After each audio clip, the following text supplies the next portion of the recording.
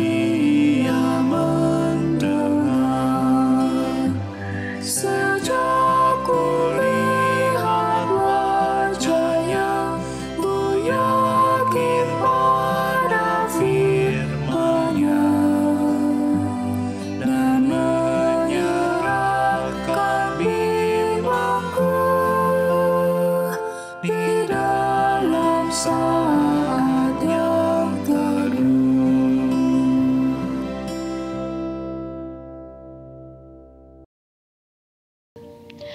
Mazmur 87 ayat 1-3.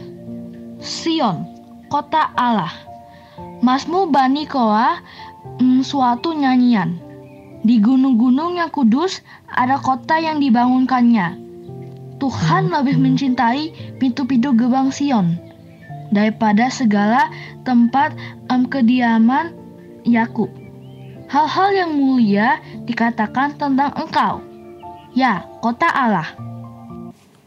Saudara-saudara, pada pagi hari ini kembali kita akan merenungkan firman Tuhan di dalam persekutuan doa pagi.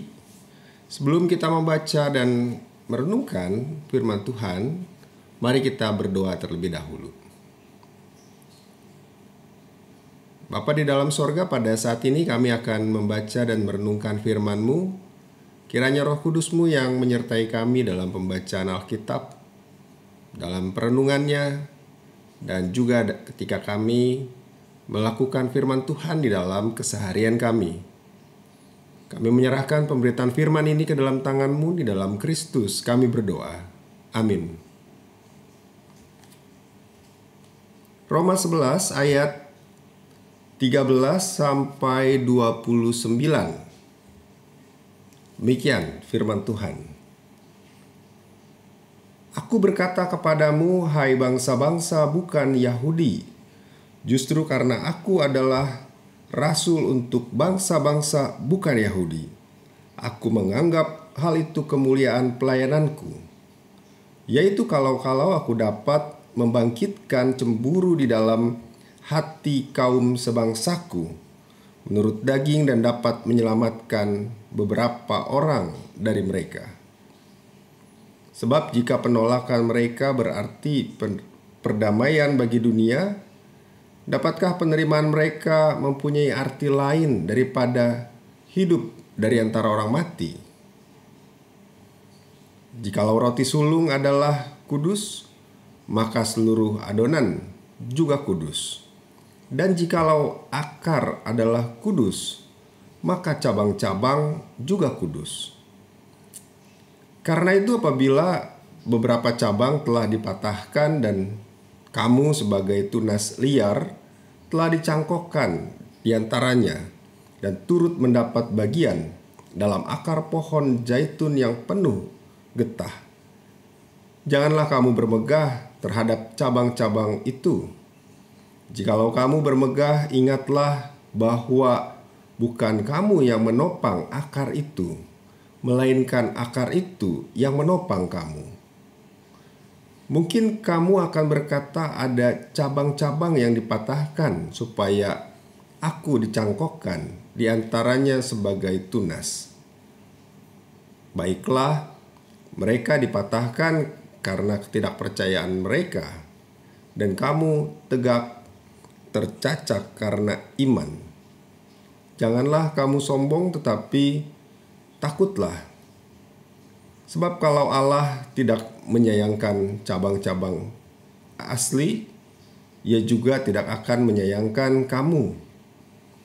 Sebab itu perhatikanlah kemurahan Allah dan juga kekerasannya, yaitu kekerasan atas orang-orang yang telah jatuh, tetapi atas kamu kemurahannya, yaitu jika kamu tetap dalam kemurahannya. Jika tidak, kamu pun akan dipotong juga. Tetapi mereka pun akan dicangkokkan kembali jika mereka tidak tetap dalam ketidakpercayaan mereka, sebab Allah berkuasa untuk mencangkokkan mereka kembali. Sebab jika kamu telah dipotong sebagai cabang dari pohon zaitun liar, dan bertentangan dengan keadaanmu itu, kamu telah dicangkokkan pada pohon zaitun sejati. Terlebih lagi mereka ini yang menurut asal mereka akan dicangkokkan pada pohon zaitun mereka sendiri. Sebab saudara-saudara, supaya kamu jangan menganggap dirimu pandai, aku mau agar kamu mengetahui rahasia ini.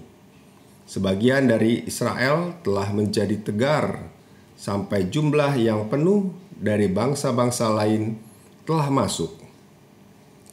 Dengan jalan demikian, seluruh Israel akan diselamatkan seperti ada tertulis, dari Sion akan datang penebus. Ia akan menyingkirkan segala kefasikan daripada Yakub. Dan inilah perjanjianku dengan mereka apabila aku menghapuskan dosa mereka. Mengenai Injil, mereka adalah seteru Allah oleh karena kamu. Tetapi mengenai pilihan mereka adalah kekasih Allah dan oleh karena nenek moyang. Sebab Allah tidak menyesali kasih karunia dan panggilannya. Demikian firman Tuhan.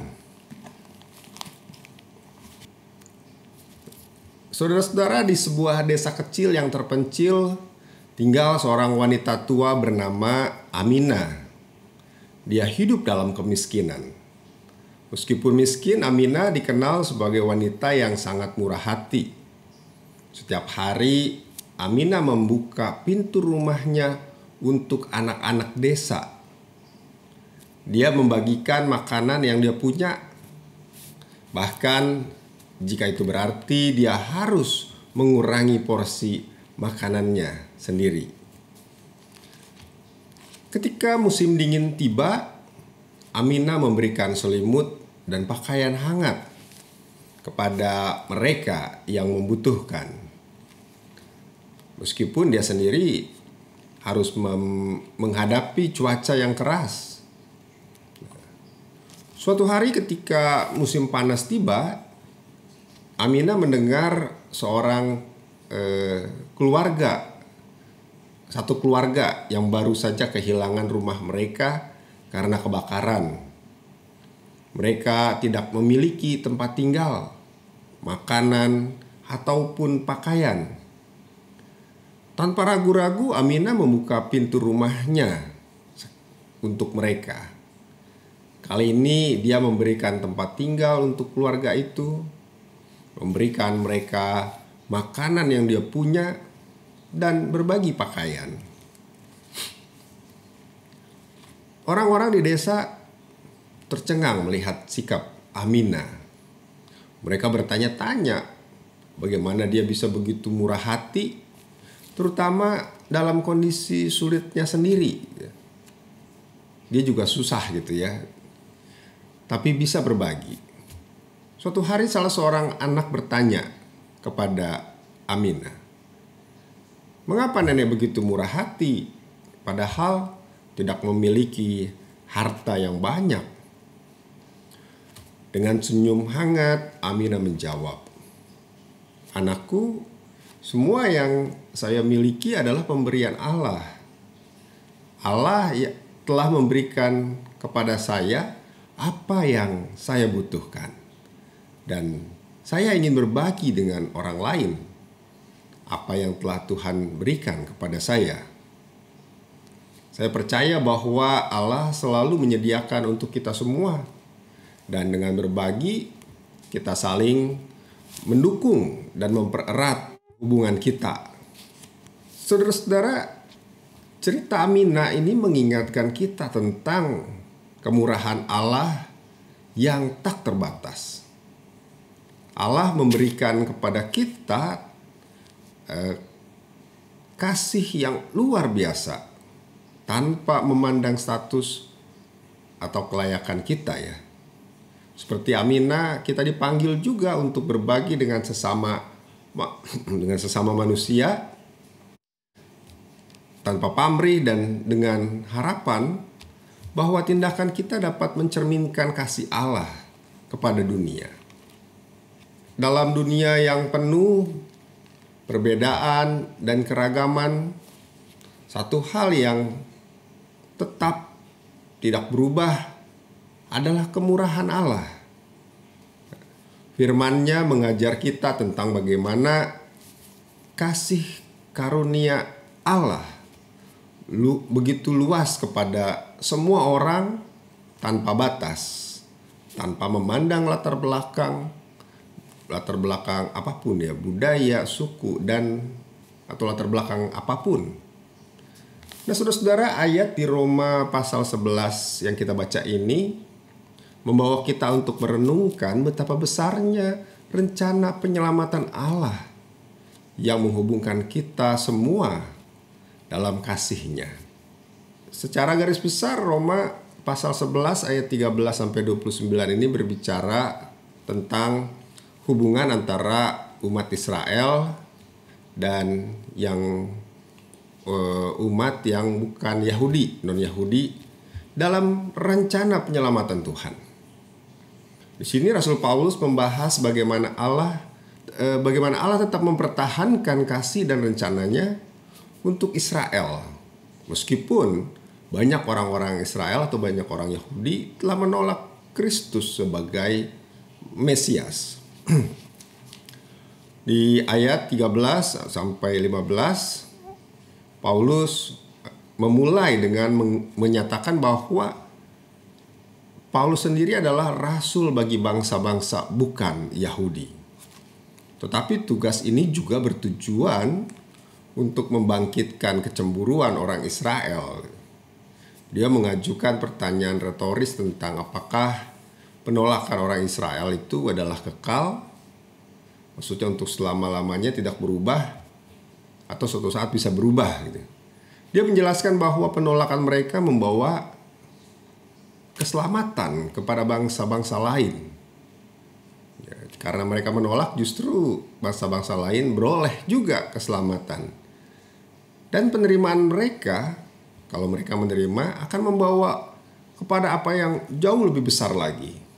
Ayat 16-24, Paulus menggunakan perumpamaan pohon zaitun untuk menggambarkan hubungan antara orang Israel dan bangsa-bangsa bukan Yahudi. Beberapa cabang, dalam hal ini orang Israel, telah dipatahkan karena ketidakpercayaan mereka kepada Kristus. Sedangkan cabang-cabang dari pohon liar, yaitu bangsa-bangsa yang bukan Yahudi, telah dicangkokkan ke pohon zaitun. Ini menunjukkan bahwa keselamatan tidak hanya untuk satu kelompok tertentu, untuk satu kelompok etnis Yahudi misalnya, tetapi terbuka bagi semua yang percaya kepada Kristus, melampaui suku bangsa. Ayat 25-29 Paulus menjelaskan bahwa Tuhan mempunyai rencana rahasia yang akan menyebabkan seluruh Israel diselamatkan pada akhirnya.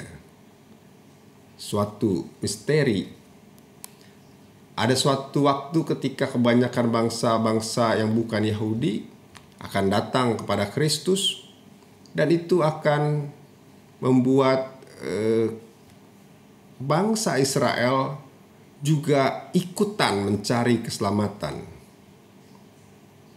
Nah, kesimpulannya adalah bahwa penyelamatan pada akhirnya akan merangkul semua orang, baik Yahudi maupun bukan Yahudi. Karena itu adalah rencana Allah dalam kemurahan-Nya. Kemurahan itu memiliki makna yang dalam dan luas, terutama dalam konteks spiritual dan moral. Secara umum, kemurahan merujuk pada tindakan memberikan kasih, belas kasihan, dan bantuan kepada orang lain tanpa memandang balasan ataupun pamrih pribadi.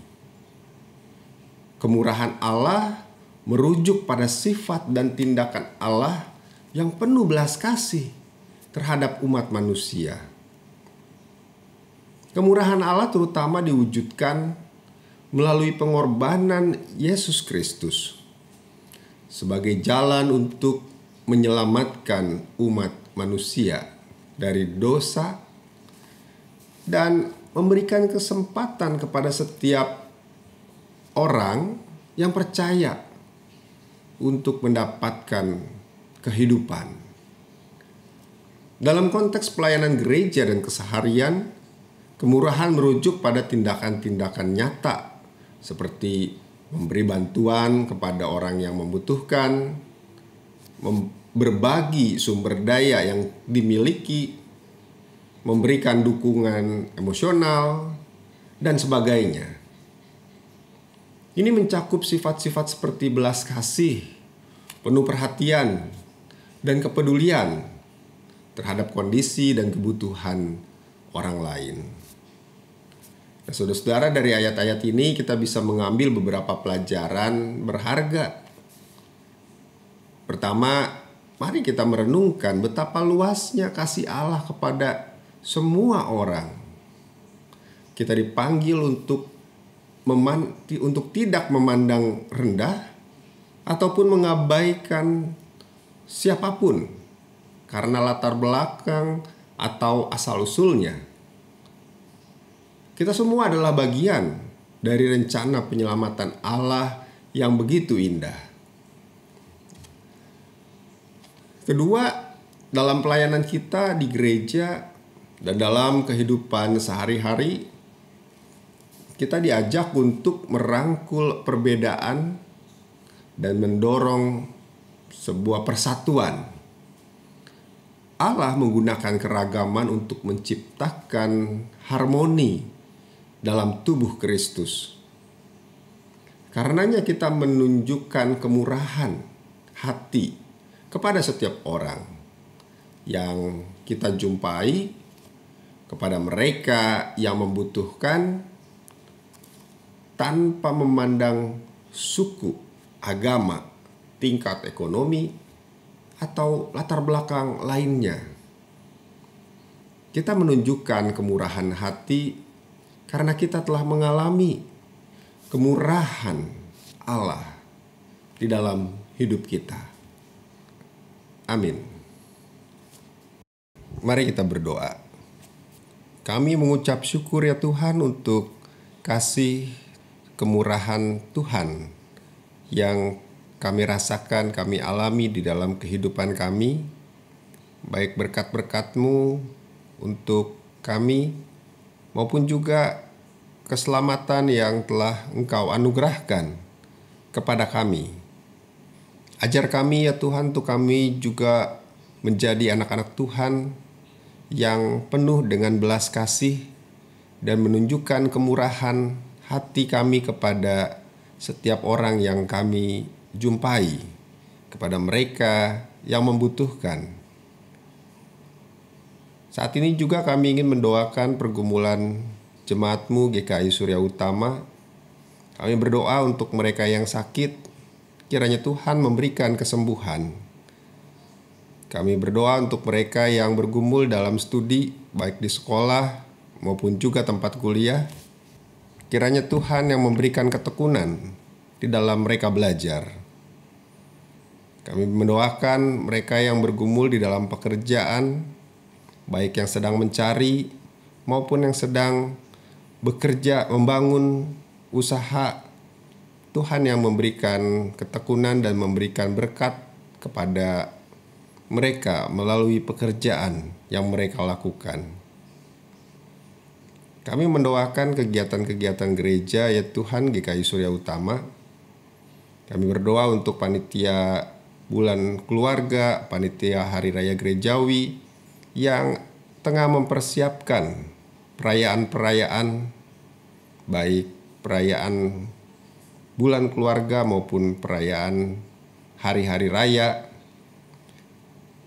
Tuhan yang menolong memberikan hikmat dan juga kekompakan, semangat melayani dan sukacita di dalam mereka melakukan pelayanan, menyiapkan segala sesuatu untuk perayaan-perayaan itu. Kami berdoa untuk pekabaran Injil dan pemberitaan firman Tuhan, baik yang dilakukan di perkotaan maupun juga di daerah-daerah pedalaman. Tuhan yang menolong para pekabar Injil, para pemberita firman Tuhan, agar mereka boleh melayani Tuhan dengan penuh sukacita, sekalipun mungkin menghadapi tantangan dan hambatan. Biarlah nama Tuhan boleh terus diberitakan. Kami mendoakan untuk kehidupan berbangsa dan bernegara di Indonesia. Kami mengucap syukur untuk kemerdekaan Republik Indonesia yang boleh kami rayakan.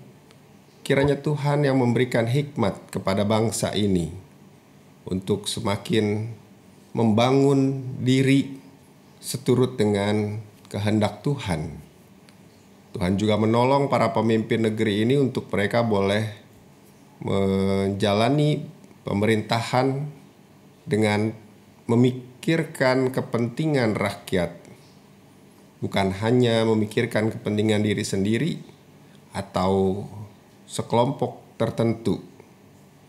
Bapa di surga, inilah doa yang kami naikkan hanya di dalam nama Tuhan Yesus Kristus. Amin.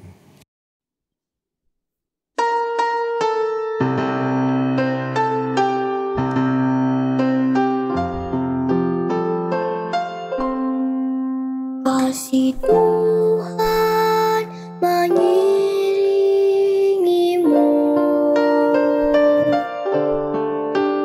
dan sayapnya melindungimu.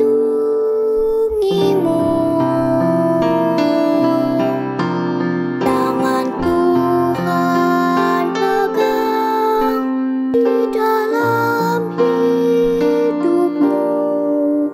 Majulah dalam terang kasih-Nya.